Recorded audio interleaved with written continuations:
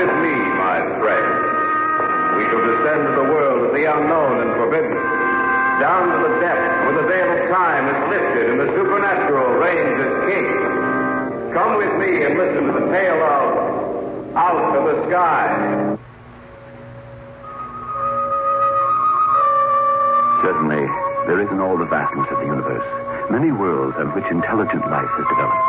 Watch the sky on a clear night, and there you will see flickering in the darkness of Earth night 1,000 suns stronger than ours, and the satellites of these suns will be invisible to us. And the fraction of the universe we see will seem immense, and we will be in awe of it.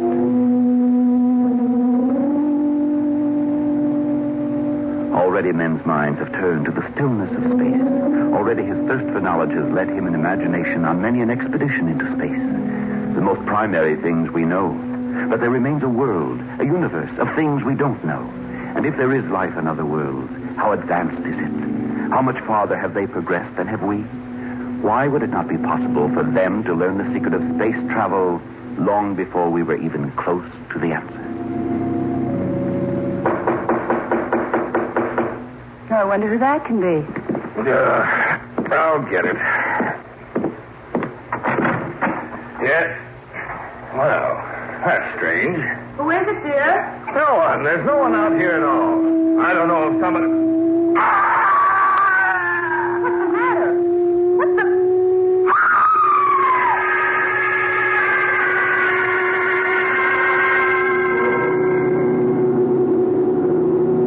Fasten your safety belts.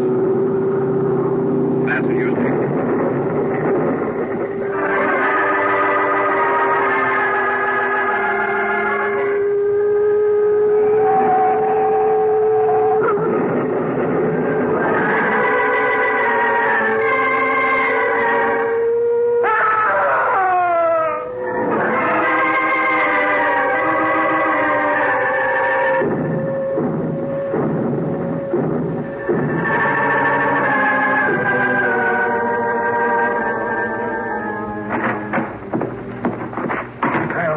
Here's the last of those reports, Jeff. I can't understand it, Tom. A man and his wife who died, an airplane that crashed, several people killed in their cars, and several mysterious explosions. I just can't understand it. Sabotage, maybe, I don't think so. Sabotage involves destruction of a country's production potential, propaganda, that kind of thing. These people who died in their cars, a man and wife they found dead in their home, that's not sabotage. They don't work that way. Why is it happening, then? I don't know. That's what's almost driving me crazy. These people have died, except in the smash-ups. There isn't a mark on them, nothing to show how they died. No clues, nothing at all. One thing. Do you notice how this has all been centered in one section of the country? Yes, in the southeast, not far from the Atlantic coast. And around this one town, right here on the map. One isolated town. There's a report here I didn't show you, Tom. No? What is it? Came in a short while ago. Traces of radioactivity have been found at each scene of disaster. Radioactivity? That's correct. Carlson here. Yes, Tom Dakin's in here right now. It has us puzzled too, Major. No, we haven't learned anything else. Yes, sir. Yes, I understand. Goodbye. That was Major Williams. So I gathered. He wants us to go down there. Oh, when? Just as soon as possible. He says he's pretty sure this isn't sabotage. That he thinks there's something far more terrible than that in back of it.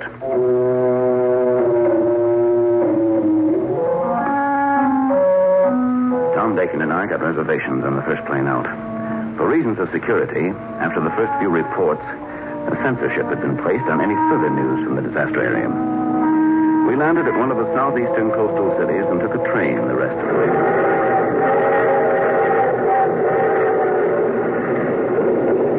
Another hour, we'll be there, Tom. Yes, I know. Why so gloomy? Well, we don't know what we're fighting. What's behind everything that's happened? That's what we're supposed to find out. Yes, I know. And that's what I'm afraid of.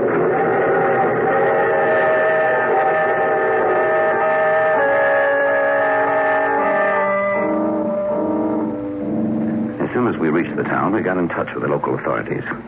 They took us on a tour of some of the disaster sites. We finally wound up at the lone house where the man and his wife had died. By that time, it was 9 o'clock at night. The chief said he'd wait out in the car for us. He's probably tired of seeing these places. The chalk lines on the floor show where they found the bodies. And these pictures show us the position they were in. Yes, but they don't tell us anything. Let's check the radioactivity. Use your Geiger counter. Right. And it's radioactive, all right. Move over a little closer to where the bodies were lying. Jeff! Yes? What did they say the reading was before? 2. Well, something's crazy then. This reading is 4.3. What? That's right. That must mean the radioactivity is increasing. But how? I don't know if that answer any more than... Listen. What do you hear? Turn that Geiger counter off. Right. Now, do you hear it? Yes. Like a high-frequency hum. Where's it coming from? You tell me. What's that? Oh, that's an explosion from outside. Come on, we better see what it was. Tom. Yes, I see it. Where that police car was waiting for us. There's nothing there now but a pile of smoking metal.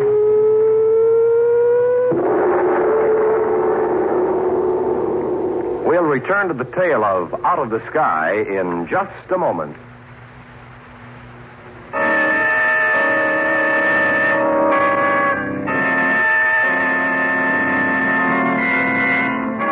Back now to the Hall of Fantasy and the tale of Out of the Sky.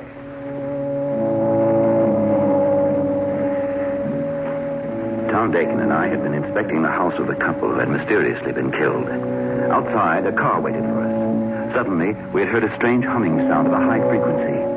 And then we had heard the explosion outside. We ran outside only to discover that the police car was a mass of smoking wreckage. Tom, there's nothing left but a pile of smoking metal. Yes, I see it. What could have happened? I don't know. We'd better send a wire to Williams and get him out here. I don't like the looks of this.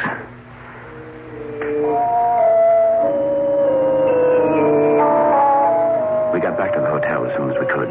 We decided to call Williams when they got there, but upon arrival we discovered that Williams had sent us a wire saying he would join us just as soon as possible. He came in on the noon train the following day. Well, there he is, Jeff. Let's go meet him. Right. Oh, he sees us. Looks worried. Good to see you, Carlson. Dakin, anything wrong, sir? Let's get out of here. I'll tell you then.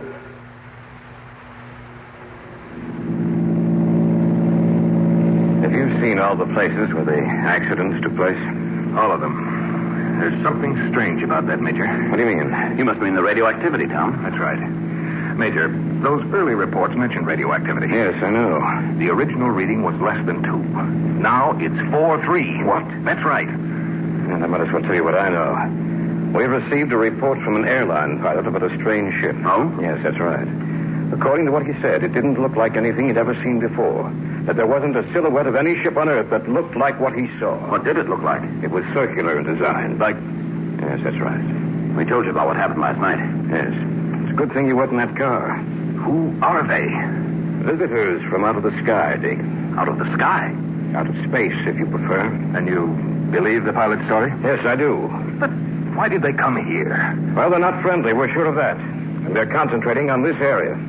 That means their ship is somewhere around here. We have to find that ship. No matter what the cost, it and they must be destroyed. By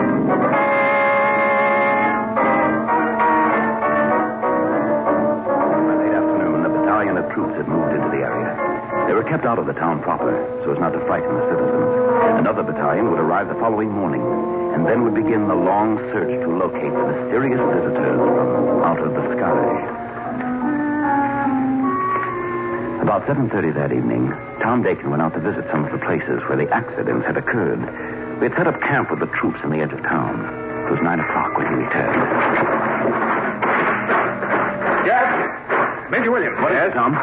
Look, I went out to where some of those automobile crashes took place. Yes? I took the Geiger counter along. What happened? The reading's up again. It's over 5. Did you check just one site? No. 3 of them.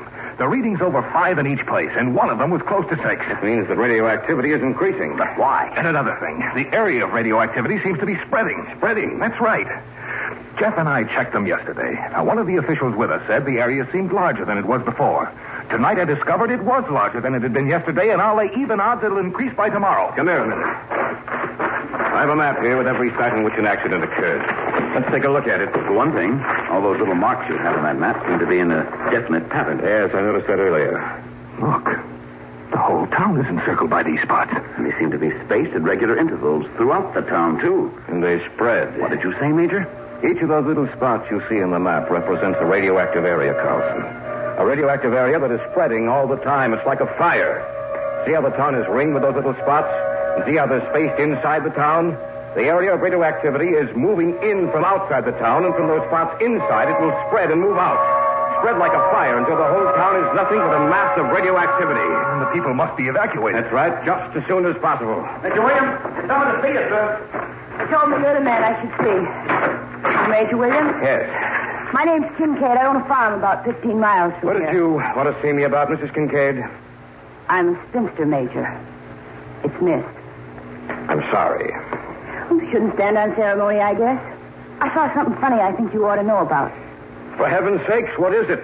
I got a lot of property, Major, and there's a lot of woods on it. I was out this evening just walking around the place. I like to do that, you know. I was walking down near the South 40. That's where the woods is the thickest. And I heard a queer humming sound. Like a high-frequency hum? I don't know what frequency it was. It was just a hum. I didn't know what it was, but I walked into the woods anyway. And then I saw it. What did you see? Funniest looking thing I ever saw in my life. Big and round. And it glowed. Seemed to be surrounded by a circle of glowing light. Looked like a ship of some kind. Kind you might imagine would be a spaceship. Will you take us out there? That's what I came for. This may be the thing we've been looking for. Come on.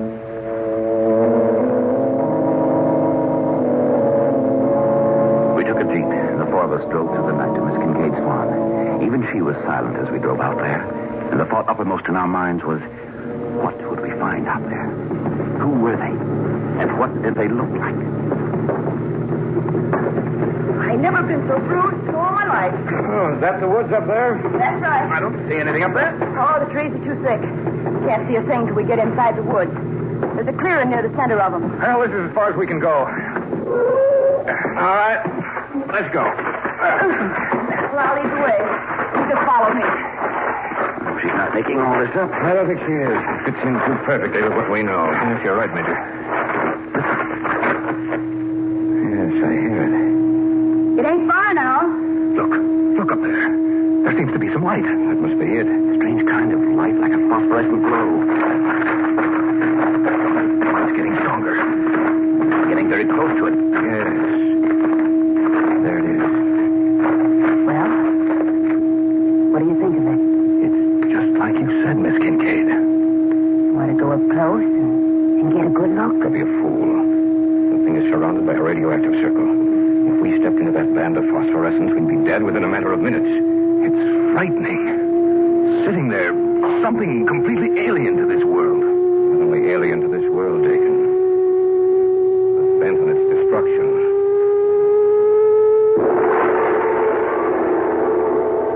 You are listening to the tale of Out of the Sky on this week's journey down the corridors of the Hall of Fantasy. We'll return to our story in just a moment.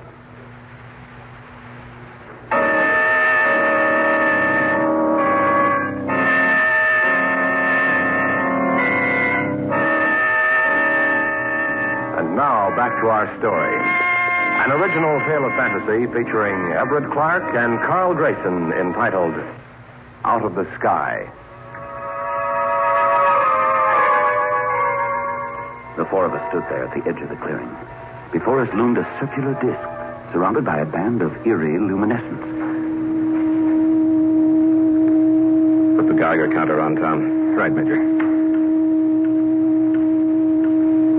Oh, move a little closer. Don't go any farther, Tom. No, I won't. There's no danger. Look, I'll walk right into it. Stop, don't go in there. There's no danger. Stop her! Wait a minute. Look. There's no danger. Not to me. Do you see what's happening? Nice to frighten you. We are far ahead of you, Earthman. I was sent here To discover how progressed you Earthmen were. And I find that you are barbarians. I am supposed to return to my planet and report on what I have found. Now I discover that I alone can conquer you. I can even assume your shapes. Prepare to meet your doom, Earthmen.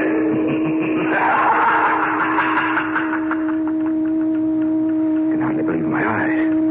She, went into that phosphorescence and then it dissolved before us. And something seemed to float there with no body, no clear outline as to its form. It said, prepare to meet your doom. Listen. Quickly. Get back as far as you can. Are you all right, Tom? I'm coming. All right, drop down on the ground. And just pray that we're far enough away. Listen. Taking off. How fast it's traveling. It's gone. No. I don't believe it's gone. I believe that it will land somewhere close by here. Look. The phosphorescent glow is gone. The minute the ship took off, it disappeared. And I'm willing to stake my life in the fact that all the places that showed increasing signs of radioactivity are completely safe now. There should be no signs of it until that ship returns. And it will return. Believe me, it will.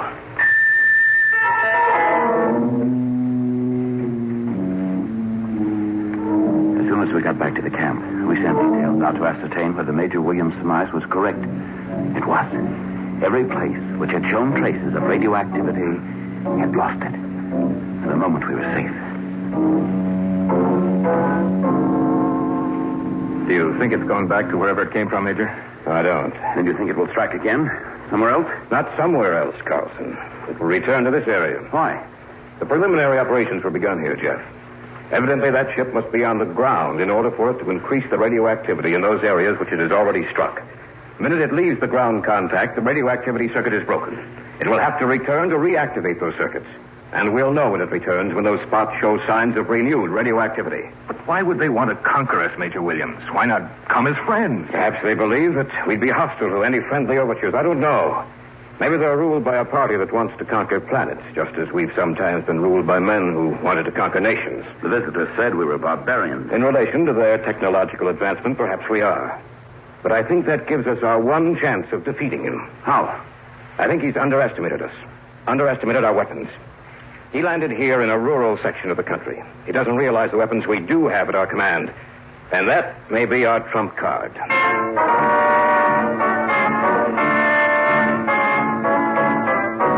Major Williams sent out a rush order for new troops, as many as possible. By noon the next day, an airlift had been set up. And every few minutes saw the arrival of new planes pouring out their cargoes of men and equipment. Special guards were placed at each one of the points where radioactivity had been charted, with orders that if one of them should show signs of renewed radioactivity, the guard was to contact the command post at once.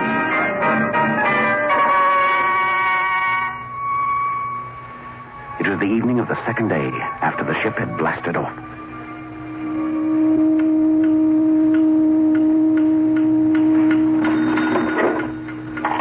Carlson here. Yes. Yes, I understand. Yes. Move away from the center of the danger point. That's right. The ship has returned? Yes. You'd better get the area commanders ready. That's what I'm going to do. Major Williams, to all area commanders, put Plan A into operation. At the first sight of the ship, notify me, then the Air Command. They know what to do.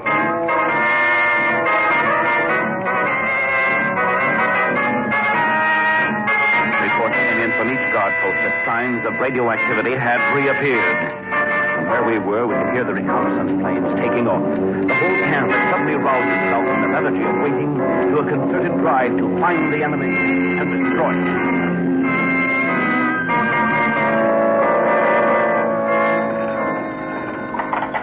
Carlson here.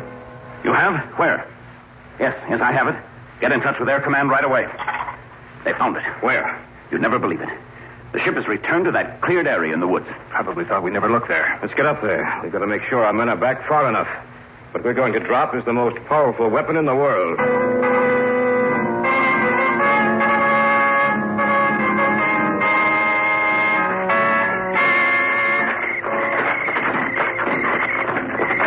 As been ordered back beyond the danger point. Good. I wonder if the thing inside that ship knows. Yes, I think it does know.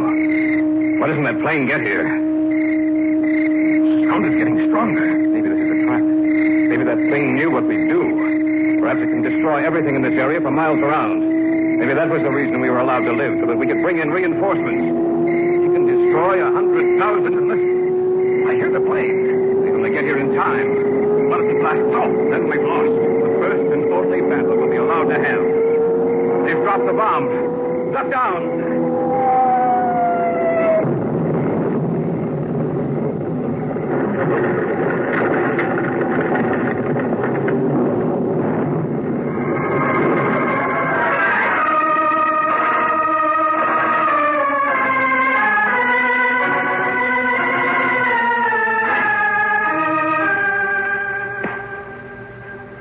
We've done it, Major.